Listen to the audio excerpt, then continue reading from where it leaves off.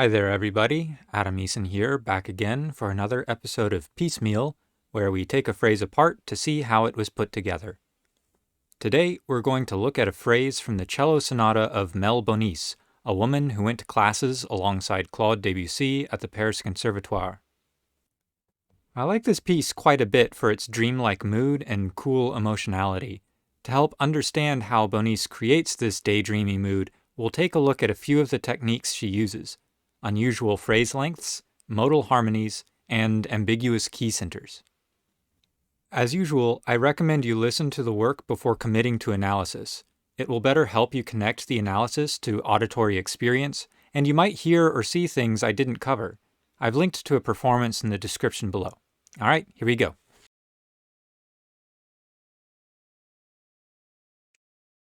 First things first, we've got no key signature at this point, but that doesn't mean atonal craziness. The work starts in F major, and measure 48 marks the beginning of a new section. That said, it's not immediately clear what key Bonis means to bring us into. The melody starts on an E, descends down an octave and a half to an A, then climbs back up halfway to a G. The pitches all come from an E harmonic minor scale as well, which doesn't exactly line up with C major or A minor, which are the keys we would expect from the key signature. We'll have to wait a while to see which Bonis means.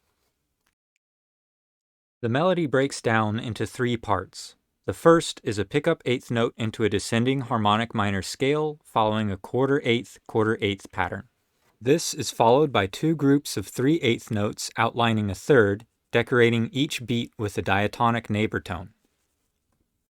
The descending third pattern continues with a more obvious arpeggio outline of an A minor chord, stepping up from the E to the G. Altogether, the three parts form a seamless whole into a 4-bar phrase, flowing from beginning to end without a clear break. Bonis then presents the same 4-bar melody in the piano, this time transposed up a fifth. Rather than writing this immediately after the cello melody, however, she starts it over the last bar of the cello's statement. This elision transforms our perception of the 4-bar unit into a 3-bar phrase and keeps forward momentum across the phrase. It's worth noting that 4-bar phrases are an archetypal phrase length in European music, classical or otherwise, even to this day. I suspect the unusual phrase length created by this elision is part of what makes the music feel ungrounded, as the entrances of each instrument come at a surprising moment to ears conditioned by 4-bar units. Bonis continues this pattern of alighting, bringing the cello back for another statement of the melody. It starts at the same pitch level as the piano, a B, but it quickly takes a turn into different harmonic territory in measure 55, hinting more at F-sharp major for 2 bars before sliding over to a minor seventh built on E, perhaps suggesting an E7 chord. She then continues the chromatic movement started from 56 to 57, E sharp down to E, and moves to an E flat. It's at this phrase extension in the cello that Bonis brings in new melodic material from the piano, a descending arpeggiated figure starting at a high F-sharp. The chords outlined are an E9 in measure 57 and an A-flat 7 in 58. The target note of this melodic figure is a G natural. The piano then passes a similar figure to the cello, and Bonis speeds up the harmonic rhythm from 1 chord per bar to 2. The cello alternates between C major and A-flat 7, or 2 notes of it anyways. Finally, Bonis reveals the harmonic target of the whole section in the cello part, writing a widely spaced C major arpeggio figure to create a 3-bar cadential phrase. Measure 63 points towards the next section of the movement with a rising arpeggio, and we'll want to keep an eye on how she keeps the door open for a continuation of the movement when we analyze the full harmony. I find this section really interesting from the perspective of sonata form. One of the big elements of the form is the establishment of a strong key center, from which we move to create the feeling of a necessary return to the same key. In this case, Bonis does eventually reach a clear key of C major, but she takes her time getting there, and the melody doesn't begin to suggest that that might be the goal. In addition, the bald use of a harmonic minor's augmented second is an uncommon melodic figuration, unless a composer is specifically signifying some kind of exotic culture. See Saint-Saëns' Samson and Delilah as an example for a similar time period. I'm not sure that's what Bonis is going for in this case, although it could be. It would take some musicology sleuthing to figure out what her musical and cultural interests were. It's also worth paying attention to the harmonic progression suggested by the melody in 59 through 57, E9 to A-flat 7 to C. This is not a sequence found in any single key. Rather, it's a cycle of thirds, similar to a circle of fifths or fourths, connected by different common tones, an inharmonic equivalent between G sharp and A flat, and then the C connecting to A flat 7 to the C chord. Bonis seems to be using the A flat 7 almost as a dominant function, replacing the G7 of C major, which again undermines a strong sense of key, at least in a traditional tonal sense. Alright, so remember how I said the melody followed pitches from the E harmonic minor scale? Well, what if I told you Bonis harmonized the first measure with an F7? Because that's what she did. Not only that, Bonis writes the harmonic figuration in a way to place the root of the chord on the second eighth note of the measure rather than the first. This produces a subtle metric uncertainty, the melody starting on the upbeat landing on an agogic accent on the downbeat, which is met at the same time with the harmony, but the harmony takes just a split second to fully reveal what the nature of the chord actually is.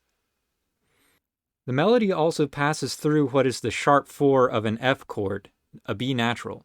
We'll put this on the back burner a bit, but just notice it for now. The F7 then resolves to a C major chord. While we know that C major is the ultimate goal of this section, we only know that in retrospect. On a first listen, it's not at all clear that this will be the harmonic center of anything. The resolution of the F7 is also pretty intriguing. When you look at the spelling, Bonis has written a D sharp instead of an E flat. These are the same pitch, but the reason she's written it this way is because the voice leading works out a little differently. Let's put it under the microscope for a second. The E flat would tend to move down to a D, and that's what it does when an F7 resolves to a B flat chord. This is the typical 5-1 progression seen in European music for, about 300 years or so. It sounds like this. Instead, Bonis writes a D sharp to indicate the voice is moving up to an E, which is what we get in the C major chord. It sounds like this. The two progressions sound very similar, but experienced ears can pick up on the difference. Still, it feels enough like a 5-1 progression that the C feels kind of like an arrival point, although the momentum of the melody won't let us rest there for long. To further complicate things, the melody introduces the sharp 4 of the C chord, an F sharp. This mirrors the sharp 4 in the previous bar. Taken together, while the two chords create a feeling of C as a tonic chord, the overall pitch content doesn't point to C as a tonic scale. The harmony then moves by third to an A minor chord. Maybe it's just coincidence, but my analytic senses start tingling when I see the bass notes in these three measures outline an F major triad, which is notable because Bonis labels the sonata as being in F major. Anyways. A few last comments. The figuration is spaced out over a very wide range, almost 3 octaves on the piano. In addition, the texture is very sparse, with only 1 or 2 notes of the harmony being played at a time. Even with pedaling, the chord has a thin yet expansive feel to it. This expansiveness is matched horizontally as well, with the full chords taking much of the bar to be completed. If I had to guess where the dreamy feeling of this piece comes from, it's probably from this very attenuated figuration choice. Lastly, before moving on, the chords are all in root position. This is a break from the traditional voice leading expected of chord progressions in learned music of Europe for a good long while. That was a lot of words for 3 chords, but luckily, Bonis matches the melodic transposition in the harmony, so even though we get different pitches, the chords maintain the same interval relationships. What I think is kind of sly here is the nod given to the traditional 5-1 relationship used in classical sonata form. While the C and G chords are only loosely connected at this point, I do think the transposition by fifth between the cello and piano statements is meant to reference this tradition. At 54, the melody starts the same, but Bonis chooses to reharmonize it with an E-flat 7 instead of a C7. The melody's chromatic alteration moves through an E-sharp diminished 7, which resolves to a G-sharp minor, the cello touching very briefly on a sharp 6. The G-sharp minor in 56 connects into the cycle of thirds we noted in the melody. Bonis doesn't have any funny business going on here. The arpeggiated melody is supported by exactly the same chords underneath. In addition, Bonis thickens the melodic line with harmonizations, mostly at the third, sometimes by tritone. Most of the rest of the phrase is harmonized as you would expect, the cello line supported with the chords implied by the arpeggios, all up until the cadential phrase. While the cello is solidly in a C major arpeggio, the piano alternates between C major and an intriguing chord choice of an E7 flat 5. She also chose an interesting voicing. Both the C and the E7 flat 5 are voiced with the fifth of the chord in the bass.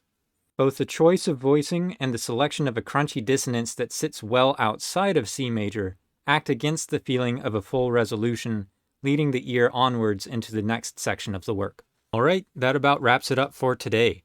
I want to try accompanying these videos with a related series containing ideas for compositional exercises I'll call Breaking the Block. In it, I'll summarize what we learned in a way which can hopefully lead you through writer's block or to try out the concepts for yourself. You can look forward to the video in a few days. For now, I hope you learned something and found this phrase as intriguing as I did. If you're feeling generous, like the video and subscribe to the channel. Also, if there are any phrases you really like, go ahead and let me know in the comments below. Until next time, thanks for watching.